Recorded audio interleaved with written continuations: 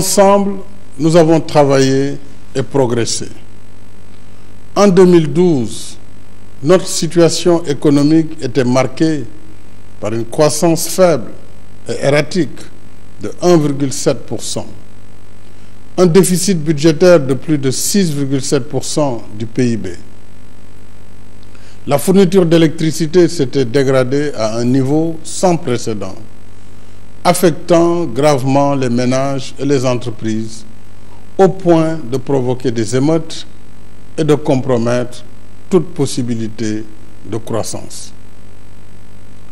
Depuis cette impasse, nous avons lancé en février 2014 le plan Sénégal émergent pour la transformation structurelle de notre économie, la promotion du développement solidaire et inclusif et le raffermissement de l'état de droit dans la paix et la sécurité. Sur ce dernier volet, je me réjouis de la dynamique de paix retrouvée en région naturelle de Casamance. Pour soutenir et consolider cette dynamique, j'ai pris des mesures d'accompagnement, dont l'initiative Pôle de développement de la Casamance, le programme de désenclavement aérien, maritime et terrestre, ainsi que le statut de zone touristique spéciale d'intérêt national. Je remercie à nouveau toutes les bonnes volontés engagées dans la réconciliation et le retour définitif de la paix qui demeure l'aspiration partagée de tout notre peuple.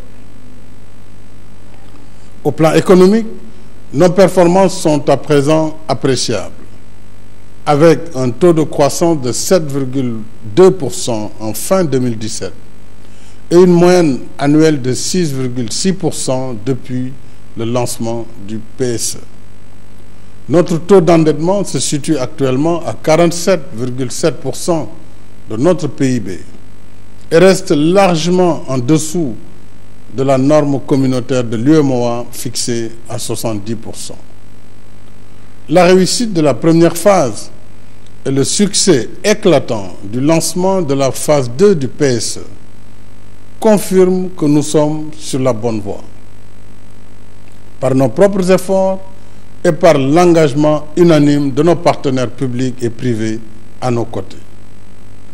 Cette confiance renouvelée, mes chers compatriotes, est à notre crédit collectif. Nos partenaires nous font confiance parce que notre pays est crédible au plan politique. Notre vision de développement économique et social est cohérente. Notre diplomatie est respectée et nos amitiés sont solides à travers le monde. Pour ma part, depuis 2012, je me suis évertué à rester à votre écoute et à votre service, toujours dans le temps utile, le temps de l'action qui seul produit des résultats. Nous avons ainsi achevé un vaste programme de 43 projets d'infrastructures routières sur un linéaire de 1762 km. D'autres chantiers routiers se poursuivent sur la dorsale de l'île à Morphil et les axes Ndioum, Ourossogui, Bakel, Kidira, Goudiri, Tambacounda, Kédougou, Salemata, Dialakoto, Mako, Dabo, Fafakuru, Medina Yoro Fula, Pata et Kolda. Avec la mise en service de l'autoroute Ila Touba, notre patrimoine autoroutier est passé de 32 km en 2011 à 221 km aujourd'hui. En janvier, je procéderai à l'inauguration de la deuxième section de la VDN et des tronçons autoroutiers AIBD Thiès et AIBD Mbour qui seront suivis du lancement du projet d'autoroute Mbour-Fatick-Kaolack. Grâce à nos réalisations, notre réseau routier est aujourd'hui l'un des plus denses en Afrique. Dans les zones urbaines, le programme de modernisation des villes, Promoville, couvre à ce jour 32 cités, avec 168 km de routes bitumées, ainsi que des réseaux d'éclairage public, d'assainissement et d'infrastructures sociales. En milieu rural, plus de 4000 km de pistes ont été réalisés à travers le programme d'urgence de développement communautaire, PUDC, l'initiative Pôle de développement de la Casamance, PPDC, le programme national de développement local, PNDL, et le programme d'urgence de modernisation des axes et territoires frontaliers, PUMA. Avec 13 ponts déjà construits, nous avons sorti plusieurs localités de l'isolement. D'autres ponts sont en construction à Foundiougne, Marsassoum, Fanaï, Wendou Bosséabé et Ganguel Soulé.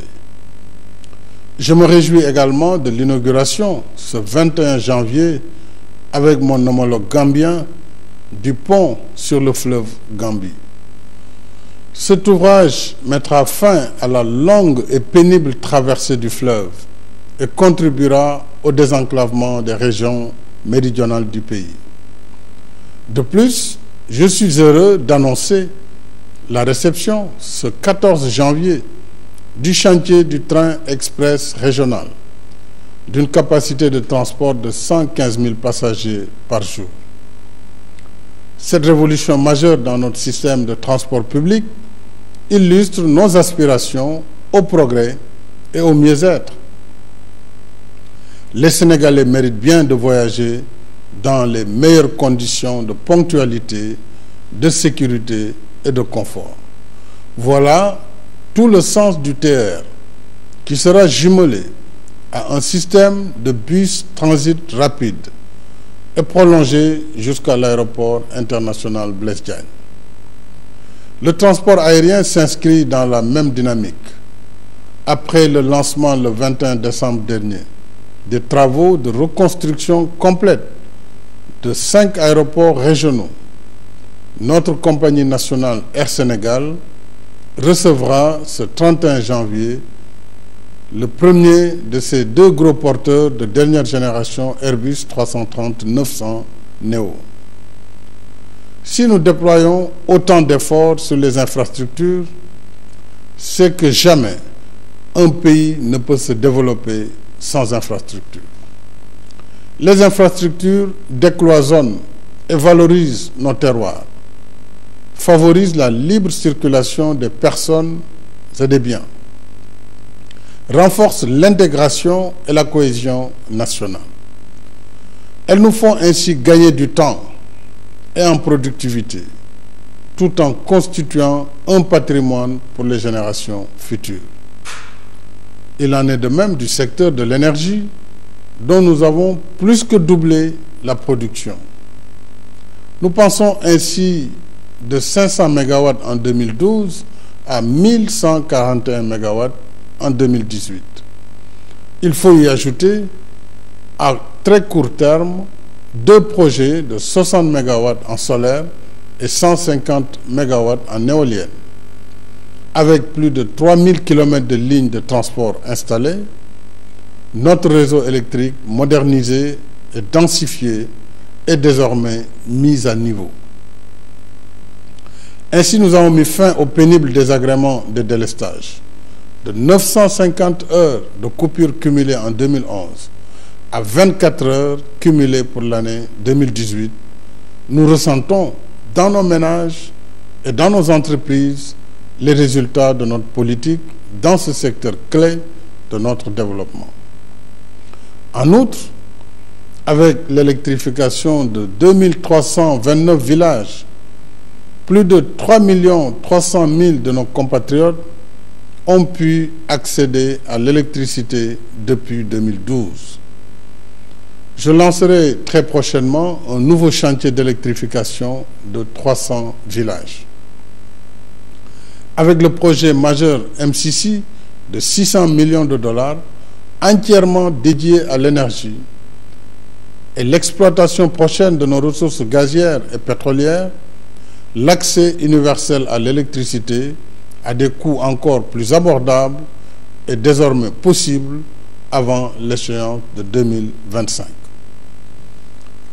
Sur le volet hydraulique, la construction du grand chantier Keur Momar Sarr 3 se poursuit. Les travaux du projet phare de dessalement de l'eau de mer situé au Mamelles démarreront en début 2019. Une fois mises en service en 2020, ces deux infrastructures produiront 300 000 m3 par jour et résoudront les besoins en eau du triangle Dakar, Thiès, Mbour. En plus de 21 000 branchements sociaux, d'autres villes, notamment Kaolack, Fatick, Koungheul, Diourbel et Ziguinchor, bénéficieront aussi de capacités additionnelles. En milieu rural, nous avons réalisé 683 forages multivillages depuis 2012. Aujourd'hui, le taux d'accès à l'eau potable s'établit à 98% en milieu urbain et à 91% en milieu rural. Nous atteindrons l'accès universel avec l'achèvement des projets en cours et l'exécution de la phase 2 du PUDC en 2022. En matière de capacité productive, le secteur de la pêche, qui occupe plus de 600 000 acteurs, contribue fortement à nourrir la nation et à générer des recettes d'exportation. Nous poursuivons nos efforts par la construction de nouveaux quais de pêche à Mboro, Fass Boye, Rufisque, Foundiougne, Elinkine, Kafountine, Cap Skirring, Niaguis, Diogué, Bignona, Ziguinchor et Ndangan Sambou. L'installation début 2019 d'une unité de fabrique de pirogues en fibre de verre, en remplacement progressif des pirogues en bois. La subvention d'1 million de francs CFA par moteur de pirogue. Un nouveau programme d'acquisition de 19 complexes et 76 camions frigorifiques. La subvention annuelle de 20 000 gilets de pêcheurs. L'extension de la phase pilote du projet de géolocalisation pour sécuriser la pêche artisanale en facilitant le sauvetage en mer. Mes chers compatriotes, l'agriculture reste un secteur vital de notre développement. Nous y avons consacré d'importants investissements pour l'augmentation des superficies emblavées, la maîtrise de l'eau, la mise en œuvre des domaines agricoles communautaires pour les jeunes, la subvention des matériels et intrants agricoles, l'amélioration de la qualité des semences et la diversification des filières. Avec la modernisation progressive du secteur, toutes nos productions agricoles sont en hausse et plusieurs filières affichent des niveaux jamais atteints depuis l'indépendance. Pour la présente campagne, malgré un début d'hivernage déficitaire, des mesures palliatives ont permis des résultats satisfaisants, y compris le riz, avec 1 132 795 000 tonnes. Il en est de même de la production horticole et arachidière, établie cette année à 1 432 000 tonnes. C'est dire que l'autosuffisance alimentaire en produits agricoles de base est désormais à notre portée. En soutien à l'élevage, qui participe également à nos efforts de sécurité alimentaire, les dotations budgétaires ont augmenté de 160% entre 2012 et le budget 2019. Entre autres réalisations, nous pouvons citer la clôture entière du ranch Djibo Leyti Ka de Doli sur 125 km avec des équipements en pistes et ouvrages hydrauliques et électriques. La création d'un fonds de résilience aux aléas directement géré par les éleveurs pour faire face aux périodes de soudure. Le soutien aux éleveurs sinistrés au dernier hivernage. La promotion de l'insémination artificielle pour l'amélioration génétique du cheptel et le renforcement du programme de vaccination contre des maladies dévastatrices.